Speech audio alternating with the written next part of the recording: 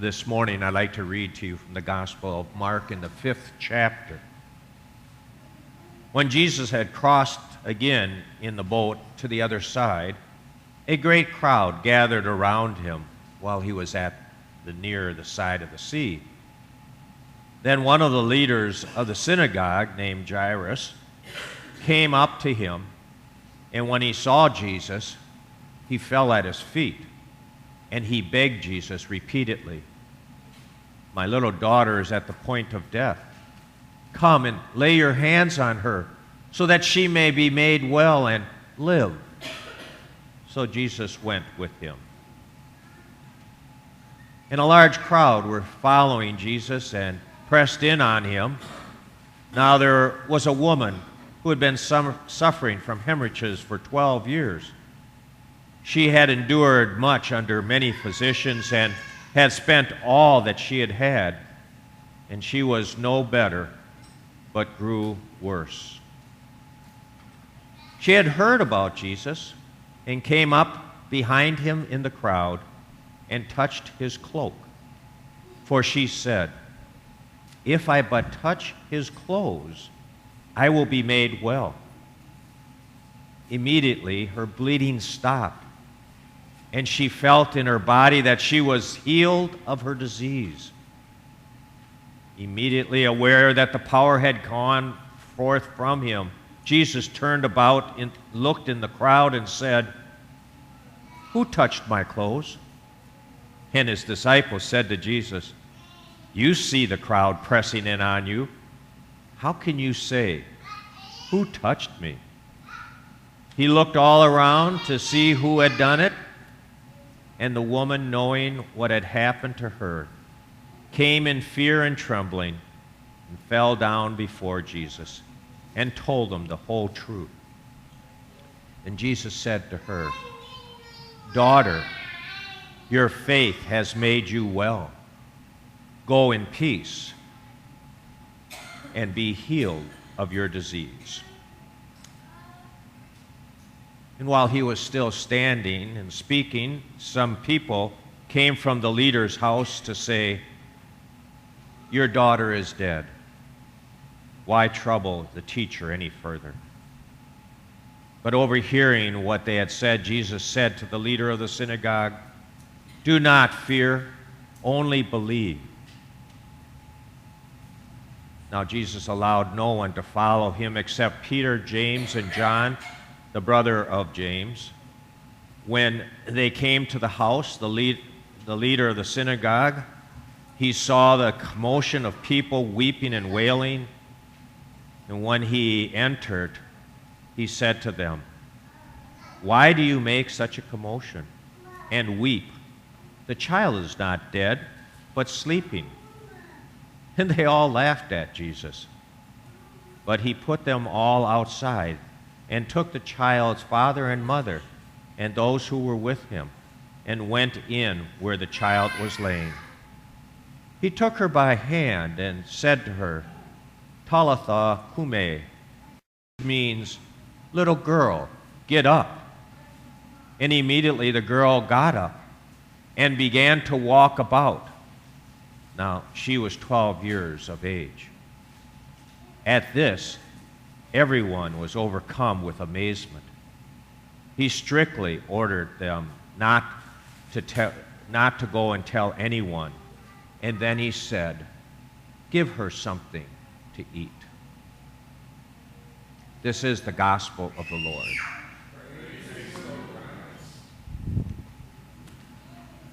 Well, grace and peace be to you from our Lord and Savior Jesus Christ, the one who can make people well, can bring forth healing, can make life new again, the one who has raised people from the dead, the one who has said, "I go and prepare a place for you," and has taken all of our loved ones who have died and made them alive and well in the heavenly place.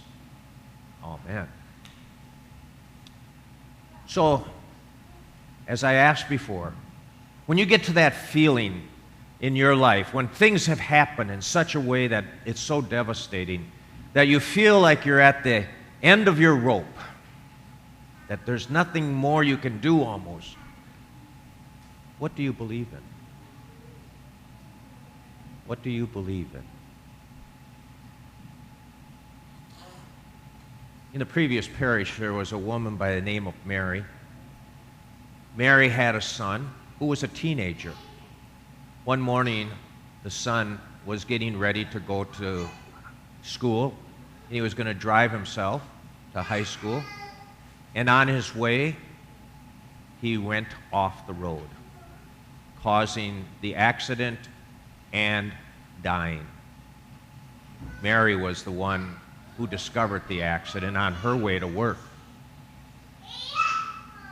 Mary was devastated, as any parent would be, by the death of a child.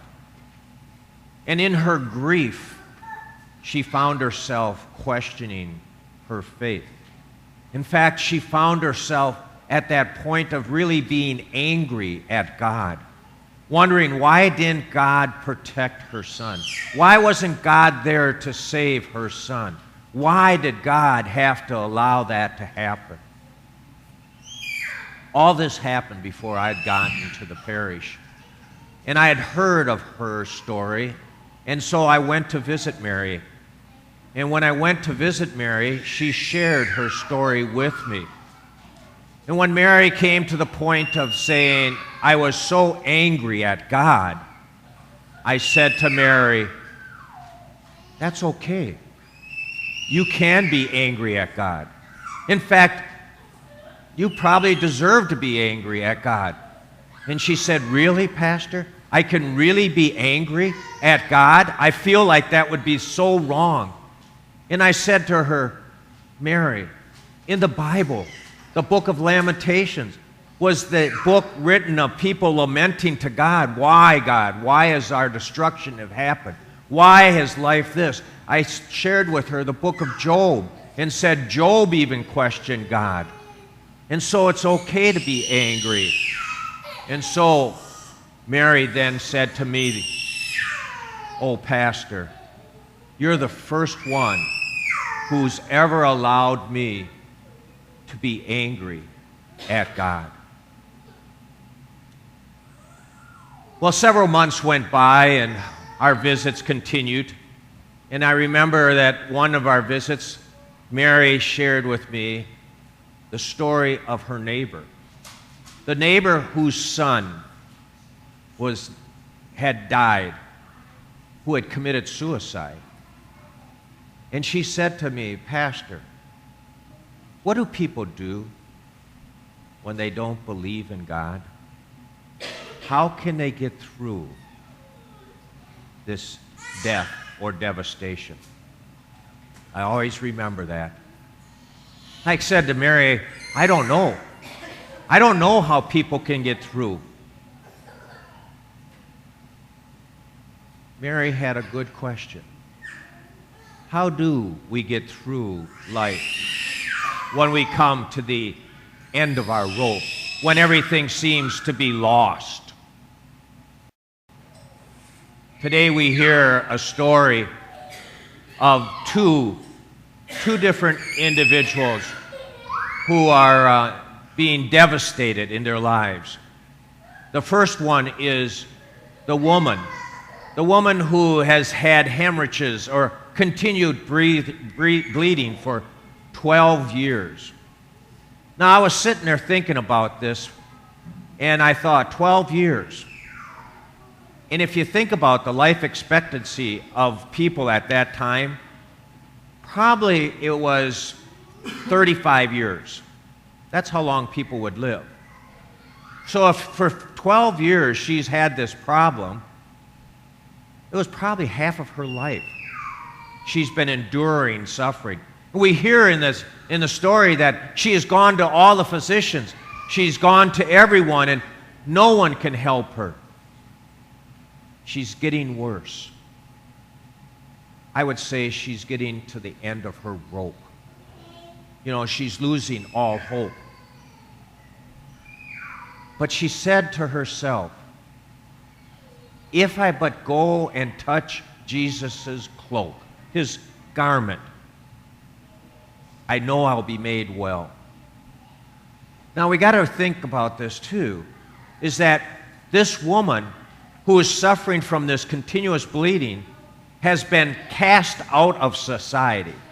She's been shunned by all the family and friends because a person who had this continuous bleeding would be someone who is impure, who could not worship, and the problem being is she could not also associate with others because if they come in contact with her, then they become impure and they wouldn't be able to go to the synagogue and worship.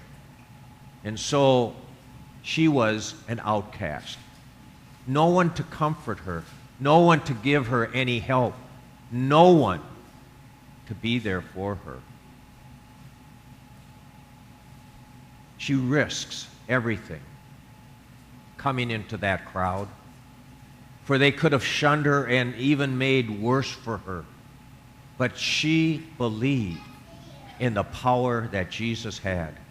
She believed that if only I touch him, I'll be made well. And that's what happened. She was made well.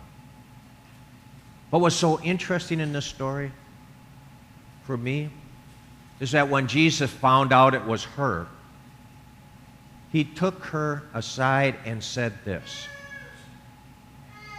"Daughter, your faith has made you well." He didn't say woman, because that's the only name we knew her as. Daughter. He claimed her. He claimed her as one in relationship with him. Today, when we baptize Reese, Reese will be claimed by God. And Reese will be called daughter, child of God. You are mine. And now we will also then know her as our sister. So it won't just be Reese, but she's our sister and a child of God, claimed and welcomed into the family. And that's what Jesus did to that woman who had been cast out, who had not been in community, who was welcomed by Jesus. The second part of the story is Jairus, a leader of the synagogue, a rich person, a person of influence. You would have thought Jesus would have taken care of him first, right? I mean, after all, don't you take care of the most powerful people first? But that wasn't the case. It's not the case. For God doesn't look at our status, our well-being, or whatever it is. God looks at our needs. And so when Jesus was tending to the need of this woman, and then Jairus hears that his daughter is ill and then dead,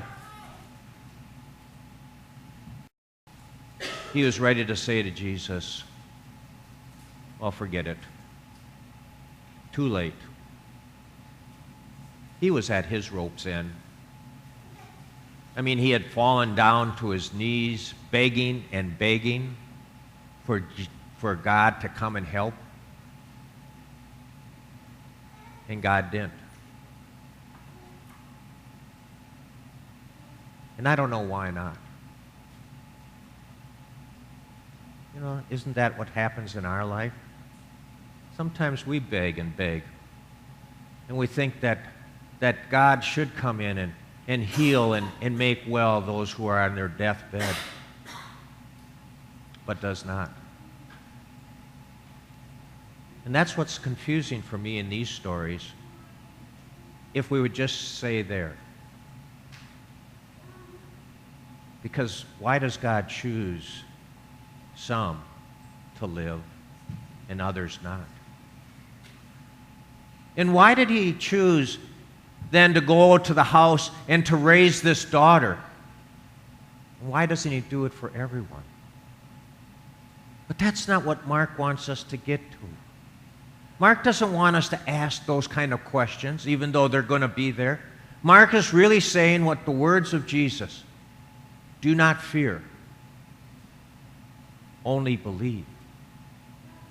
For when you get to that point where everything looks to be so hopeless, even to the point where with Jairus' daughter, where it doesn't seem to matter anymore,